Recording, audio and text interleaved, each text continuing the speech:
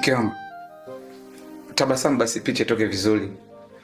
Unajua ukionyesha tabasamu kidogo, hata picha huku inapendeza, inakushawishi uiposti mtandaoni. Tabasamu basi.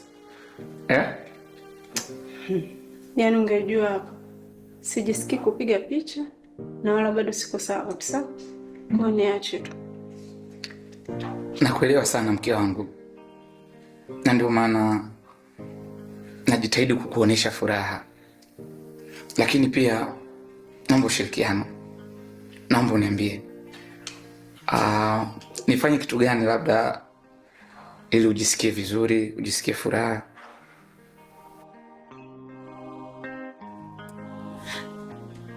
Hata sijui, lakini nadhani kila kitu kitakuwa sawa. Usijali, sawa?